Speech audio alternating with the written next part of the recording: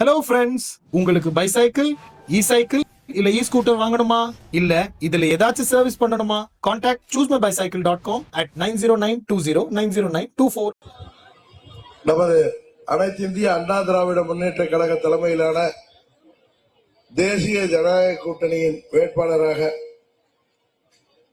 அனைத்து இந்திய அண்ணா திராவிட முன்னேற்ற கழகம், பாரதிய ஜனதா கட்சி, பாட்டாளி மக்கள் கட்சி, தமிழ் மாநில காங்கிரஸ், புதிய நீதி கட்சி, இந்திய ஜனநாயக கட்சி, புரட்சி பாரதம், தமிழக மக்கள் முன்னேற்ற கழகம், தென்னிந்திய பார்வர்ட் பிளாக், அகில இந்திய பார்வர்ட் பிளாக், சிங்க தமிழர் முன்னேற்ற கழகம், மூவேந்தர் முன்னேற்ற கழகம், மருது சேனை, பெருந்தலைவர் மக்கள் கட்சி, உழவர் உழைப்பாளர் கட்சி, தமிழ்நாடு யாதவ மகாசபை மற்றும் பசுபதி பாண்டியன் பேரவை சேர்ந்த அனைத்து மக்களின் ஆதரவோடு அம்மா மக்கள் முன்னேற்ற கழகத்தின் வேட்பாளராக போட்டியிடுகின்ற உங்கள் வீட்டு பிள்ளை அருமை சகோதரர் இசக்கிமுத்து அவர்களுக்கு வெற்றி சின்னமாகிய குக்கர் சின்னத்திலே வாக்களித்து அவரை மாபெரும் வாக்கு வித்தியாசத்திலே வெற்றி பெற செய்ய வேண்டும். கடந்த முறை நாம் இங்கே குக்கர் சின்னத்திலே போட்டியிட்ட பொழுது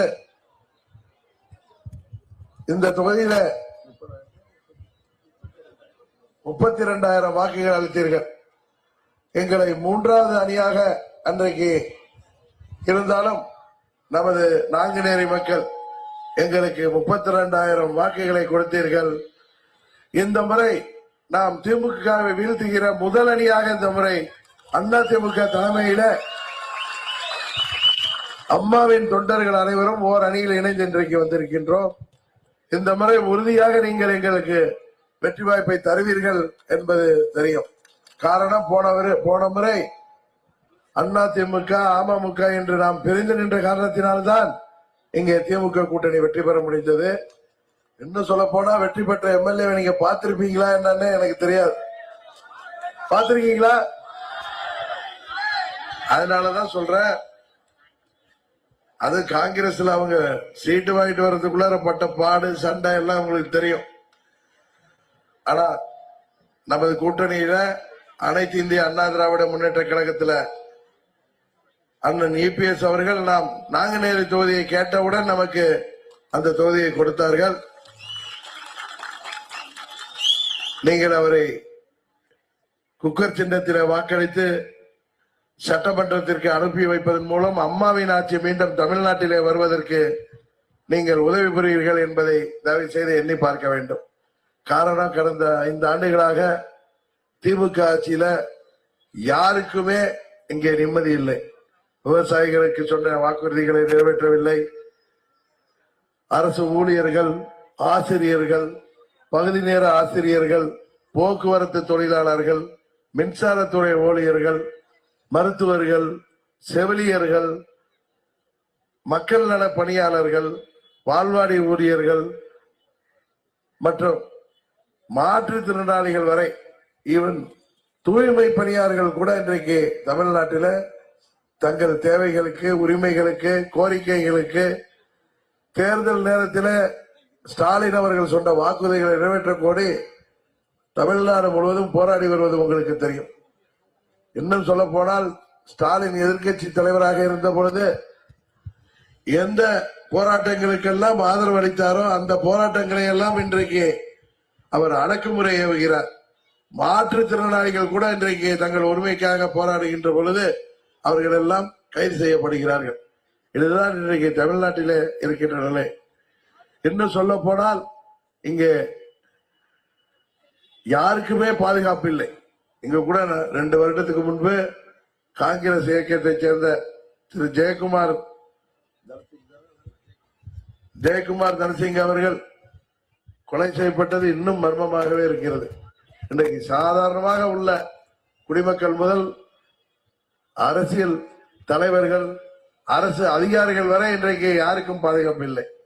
முதல்வர் குடும்பத்தை தவிர மற்றவர் யாருக்குமே பாதுகாப்பு இல்லை. காரணம், தமிழ்நாடு முழுவதும் சட்டம் ஒழுங்கு சந்திச்சிருக்கிறது. அம்மா அவர்கள் ஆட்சியில காவல்துறை சிறப்பாக பணியாற்றிய திமுகவினருக்கு கட்டுப்பட்டு நடக்க வேண்டிய சூழ்நிலை தான் தமிழ்நாட்டில் இருக்கு. எங்கு பார்த்தாலும் கஞ்சா, கஞ்சா இல்லாத தெருவே இல்லை. கஞ்சா என்பது தமிழ்நாட்டில் கள்ள மிட்டாய் மாதிரி எல்லா இடங்களையும் கிடைக்குது. அதனாலதான் தாய்மார்கள் தங்கள் பிள்ளைகளை பள்ளிக்கு அனுப்புபவர்கள், கல்லூரிக்கு அனுப்புபவர்கள், இளைஞர்களை வேலைக்கு அனுப்புபவர்கள் எல்லோரும் வயிற்றிலே நெருப்பை கட்டி கொண்டு எங்கே தங்கள் வீட்டு பிள்ளை இந்த பாலாய் போன கஞ்சா போதைக்கு அடிமையாயிடுவானோ என்கிற பயம் இன்றைக்கு தமிழ்நாடு முழுவதும் பரவி இருக்கிறது. தமிழ்நாட்டில் நாங்க சென்னையிலிருந்து ஆரம்பிச்சு ஒவ்வொரு பகுதியா சென்று வருகிறேன் 15 நாட்களாக.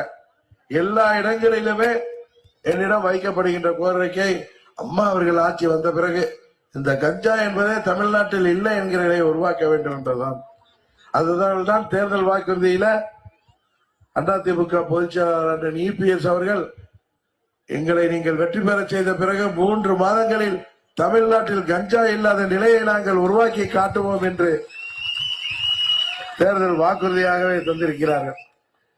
இன்றைக்கு அம்மா அவர்கள் கொண்டு வந்த திட்டங்கள், அது ஏழை எளிய மக்களுக்கு பயன்படுகின்ற தாலிக்கு தங்கம் திட்டமாக இருக்கட்டும், பள்ளிக்கு செல்கின்ற ஏழை எளிய மாணவ மாணவிகளுக்கு கொடுத்த சைக்கிள் திட்டமாக இருக்கட்டும், லேப்டாப் என்கிற மடிக்கணினி திட்டமாக இருக்கட்டும், கல்வி கடனாக இருக்கட்டும், எதையுமே இந்த ஆட்சியாளர்கள் செய்வதில்லை. அம்மா அவர்கள் கொண்டு வந்த ஏழை எளிய மக்களுக்கு வரப்பிரசாதமா இருந்த அம்மா உணவகங்கள் இன்றைக்கு செயல்பட்டே இல்லை. காரணம், அம்மா பெயரிலே உள்ள எந்த திட்டமும் செயல்படுத்தப்படக்கூடாது என்பதுதான் கருணாநிதியின் குடும்பத்தின் ஒரே கோட்பாடு. இன்றைக்கு தமிழ்நாட்டில ஊழலே இல்லாத துறை இல்லை என்கிற இன்றைக்கு தமிழ்நாடு இன்றைக்கு ஊழல் பெருக்கெடுத்து ஓடுகிறது. இளைஞர்களுக்கு வேலை வாய்ப்பை தருகிறோம் என்றார்கள். ஆனால் இளைஞர்கள் வேலை கிடைக்காமல் விரக்தியில இன்றைக்கு போதைக்கு அடிமையாகி அவர்கள் கூலிப்படைகளாக பல்வேறு இடங்களிலே உருமாறி யாருடைய உயிருக்கும் ஆபத்து என்கிற நிலையில் தான் இருக்கிறது. என்ன சொல்ல போனா, பல லட்சம் வேலை வாய்ப்பை உருவாக்கி தர வேண்டிய அரசாங்கம் மின்கட்டணத்தை உயர்த்தி பல தொழிற்சாலைகள் மூடப்படுகின்ற நிலை ஏற்பட்டிருக்கிறது. அதுபோல அரசிலே காலிப்படை இடங்களை எல்லாம் நிரப்புவோம் என்று சொல்லிவிட்டு அதிலே தேர்வு வைப்பதில் கூட முறைகேடு, தேர்வை கூட ஒழுங்காக நடத்த முடியாத அளவில் தான் இந்த அரசாங்கம் இருக்கிறது. இன்னும் சொல்ல போனால், அப்படியே அதை மீறி யாருக்காவது பணி நியமனம் வேண்டும் என்றால் அதிலும் ஊழல்.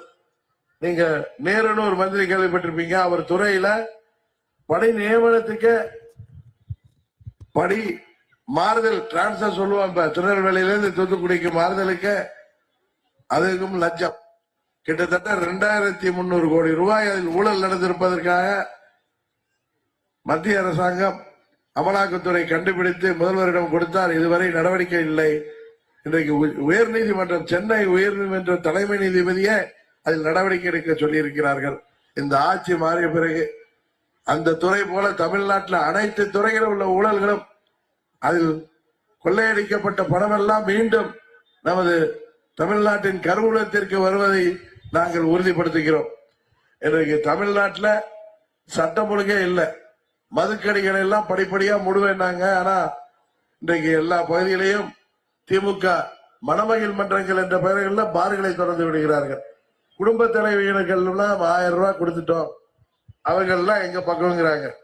நன்றாக யோசிச்சு பாருங்க. மாதம் 1000 ரூபாய் சொல்றாரு. 2021 அண்ணன் EPS அவர்கள் ஆட்சியை விட்டு இறங்கிய பொழுது அன்றைக்கு விலைவாசி என்ன, அன்றைக்கு மின்கட்டணம் என்ன, இன்றைக்கு என்ன மின்கட்டணம் எவ்வளவு உயர்ந்திருக்கிறது. அன்றைக்கு 1 ரூபாய் ஒரு யூனிட் என்றால் இன்றைக்கு 1 ரூபாய் 67 காசாக உயர்ந்திருக்கிறது. சாதாரண ஏழை எளிய மக்கள் மாத்திரமல்ல, வசதியான மக்கள் கூட இன்றைக்கு மின்கட்டணத்தை கண்டு அஞ்சுகிறார்கள். கரண்ட பார்த்தா சாக்கடிக்கிற அளவுக்கு கட்டணம் உயர்ந்திருக்கிறது. என்ன சொல்ல போனா, மாதம் ஒரு முறை மின் கட்டண மதிப்பீடு செய்வோம்னு சொன்னாங்க. செஞ்சாங்களா? இன்னும் இல்லை. எதையுமே செய்யவில்லை சொல்லலை. ஆனா அவங்க அப்பாவுக்கு கடல்ல பேடா வைக்கிறதுக்கு கொண்டே நிதி இருக்குங்கிறாங்க. இன்றைக்கு எத்தனையோ அரசு ஊழியர்கள், தூய்மை பணியாளர்கள் போராடுகிறார்கள். யாருக்கும் எந்த ஒரு உதவியும் செய்யவில்லை. பழைய ஓய்வூதிய திட்டத்தை அறிவிப்போம் என்று ஏமாத்தினார்கள். நீட் தேர்வுல எங்க அப்பா ஒரே கையெழுத்துல நீட் தேர்வே இருக்காதுன்னு அன்னைக்கு உதயநிதி சொன்னார். ஆனா 5 வருஷம் ஆயிட்டு அவங்க அப்பா கையில பேனாவே கிடைக்கல. கடல்ல தான் போய் தேடிட்டு இருக்காரு அந்த பேனாவுக்காக. தமிழ்நாடு 2026 சட்டமன்ற தேர்தல் தேசிய ஜனநாயக கூட்டணி வாசுதேவநல்லூர் தொகுதியின் வெற்றி வேட்பாளர் ஆனந்தன் ஐயாசாமி. வாக்கு செலுத்தும் இயந்திரத்தில் வரிசை எண் 1 தாமரை சின்னத்தில் வாக்களித்து பெருவாரியான வாக்குகள் வித்தியாசத்தில் வெற்றி பெற செய்யுமாறு அன்போடு கேட்டுக்கொள்கிறோம். இந்த ஆட்சியில அவர்கள் குடும்பத்தை தவிர யாருக்குமே பலனில்லை என்பதுதான் உண்மை. எல்லா துறைகளிலும் 30% கமிஷன் கொடுத்தாதான் வேலை நடப்பதாக எல்லோருமே புலம்பிக் கொண்டிருக்கிறார். அம்மா காலத்துல கட்டப்பட்ட பாலங்கள், தலைவர் காலத்துல கட்டப்பட்ட பாலங்கள், ஆங்கிலேயர்கள் காலத்துல கட்டப்பட்ட பாலங்கள், காமராஜர் காலத்துல கட்டப்பட்ட பாலங்கள் எல்லாம் அப்படியே இருக்கு. ஆனா 6 மாசத்துக்கு முன்னாடி திருவண்ணாமலையில பொதுப்படைத்துறை அமைச்சர் வேலு அவர்கள் ஊருக்கு பக்கத்துல 15 கோடிக்கு கட்டப்பட்ட பாலம் 3 மாதத்துல அந்த ஆற்று வெள்ளத்தை தாங்காம இடிஞ்சு போனதை நீங்க தொலைக்காட்சியில பார்த்திருப்பீங்க. அது போல திமுக நிர்வாகிகள் அட்டகாசம், அது கிராமங்கள்ல இருந்து தலைநகரம் வரைக்கும் எல்லா இடங்களிலும் அவர்களின் அதிகார துஷ்பிரயோகம். இன்றைக்கு போதை மருந்து தமிழ்நாட்டில் காவல்துறையால் தடை செய்ய முடியாமல் அவர்கள் தத்தளிக்கிறார்கள் என்றால் அதற்கு காரணம் போதை மருந்து வியாபாரத்திற்கு மறைமுகமாக திமுகவின் துணை இருக்கிறது. உங்களுக்கு எல்லாம் தெரியும், ஜாபர் சாதிக்குன்னு ஒருத்தர் 2000 கோடி ஹெராயினோட பிடிச்சாங்களே, அவர் திமுகவின் நிர்வாகி. அதுபோல அன்றைக்கு சுகாதாரத்துறை அமைச்சர் மா சுப்பிரமணியன் சொல்றார், தமிழ்நாட்டில் கஞ்சாவே ஒழிச்சிட்டோம், கஞ்சாவே யாரும் பயிர்றது இல்ல, ஜீரோண்டாரு. அடுத்த நாளே தொலைக்காட்சிகள்ல நம்ம மெட்ராஸ்ல ஸ்டான்லி மருத்துவமனையில 3 அடிக்கு கஞ்சா செடி வளர்ந்திருக்கிறத படம் பிடிச்சு போடுறாங்க. அதுபோல கண்ணகி நகர்னு சென்னையில ஒரு பகுதி இருக்கு, அங்க ஒரு பெண்மணி கைது செய்யப்படுகிறார், அவர் கஞ்சா வியாபாரி. யாருன்னு பார்த்தா அடுத்த நாள் தொலைக்காட்சியில மா சுப்பிரமணியத்தோட போட்டோ எடுத்துட்டு இருக்கார். எதற்காக சொல்கிறேன் என்றால், மணல் கடத்தல், கனிம வள கொள்ளை, தட்டி கேட்ட அதிகாரிகள் கொலை செய்யப்படுகிறார்கள். சமூக ஆர்வலர்கள், திருநெல்வேலியில ஒரு காவல்துறை முன்னாள் அதிகாரி கொலை செய்யப்பட்டது உங்களுக்கு தெரியும்.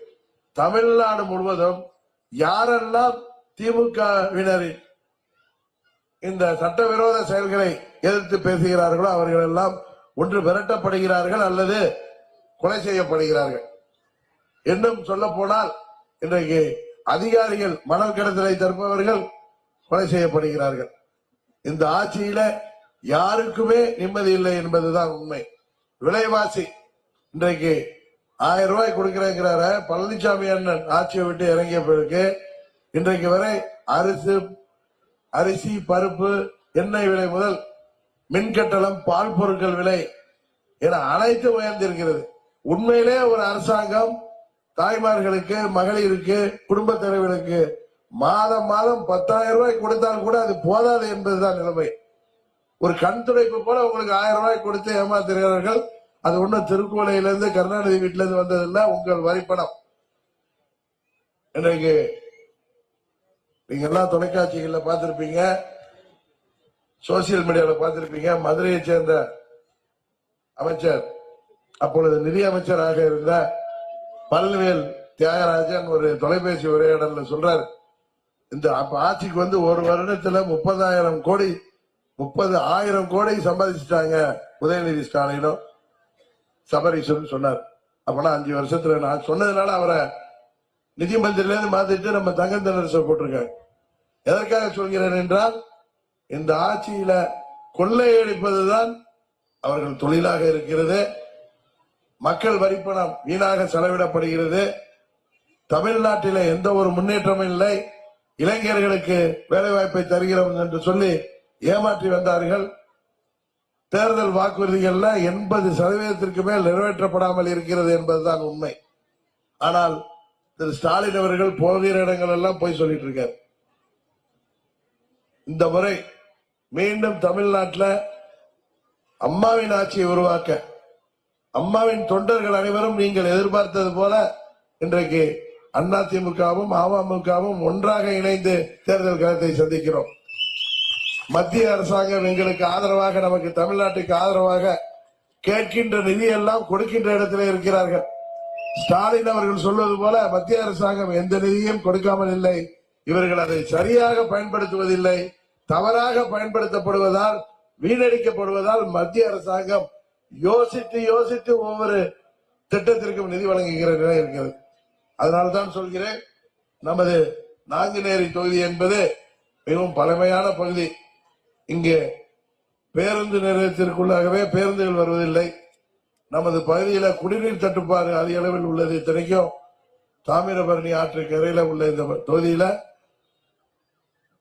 தலைமை மருத்துவமனை தற்போது உள்ள சட்டமன்ற உறுப்பினரின் அலட்சியத்தால் வேறு தொகுதிக்கே சென்றுவிட்டது. நாங்குநேரியில் அமைய இருந்த ஹாஸ்பிட்டல் அதிகப்படியான படுக்கை வசதி கொண்ட நவீன மருத்துவமனை நாங்குநேரி தொகுதிக்குள் உறுதியாக நாம் வெற்றி பெற்ற பிறகு கொண்டு வருவோம் என்று நமது வெற்றி வேட்பாளர் உங்களுக்கு வாக்குறுதி தந்திருக்கிறார்.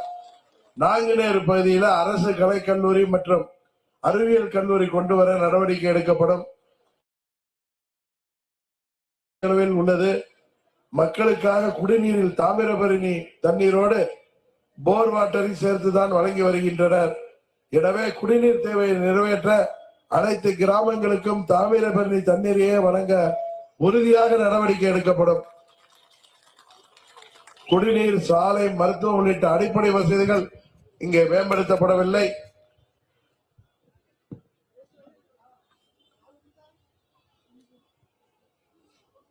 இதுபோல நமது தொகுதியின் அனைத்து தேர்தலையும் உங்களுக்காக நிறைவேற்றக்கூடியவர் அருமை தம்பி இசைக்குமுத்து. எல்லோரிடமும் அன்பாக பழகக்கூடியவர், எளிமையானவர், கொள்கையிலே கட்டுப்பாடோடு இருப்பவர். அவரை வெற்றி பெற செய்வதன் மூலம் ஜாதி மதங்களுக்கு அப்பாற்பட்டு நமது தொகுதியின் வளர்ச்சிக்காக அவர் உறுதியாக பணியாற்றுவார். காரணம், அவர் அம்மாவின் தொண்டர். அம்மாவின் தொண்டர்களுக்கு ஜாதி மத பாகுபாடு கிடையாது என்பது உங்களுக்கு தெரியும். அதுபோல தமிழ்நாடு முழுவதும் அம்மாவின் தொண்டர்கள் அனைவரும் ஓரணியை ஒன்றாக திரள வேண்டும் என்றார்கள். இன்றைக்கு அதிமுகவும் நாங்களும் கருத்து வேறுபாடுகளை விட்டுவிட்டு ஒன்றாக அண்ணன் தம்பிகளாக இணைந்து இங்கே நாங்கள் போட்டியிடுகிறோம். அதிமுக நிர்வாகிகள் தான் இவருக்காக சிறப்பாக அம்மா மக்கள் முன்னேற்ற கழக நிர்வாகிகளோடு சேர்ந்து பணியாற்றுகிறார்கள் என்பது உங்களுக்கு தெரியும். உறுதியாக இந்த தேர்தலில் நீங்கள் குக்கர் சின்னத்திலே வாக்களித்து தம்பி இசைக்குமுத்து அவர்களை வெற்றி பெற செய்வதன் மூலம் மீண்டும் தமிழ்நாட்டிலே அம்மாவின் ஆட்சியை உருவாக்குவதற்கு வாய்ப்பளிக்கிறீர்கள் என்பதை என்னை வாக்களிக்க வேண்டும் என்று கேட்டு விடைபெறுகிறேன். நன்றி, வணக்கம்.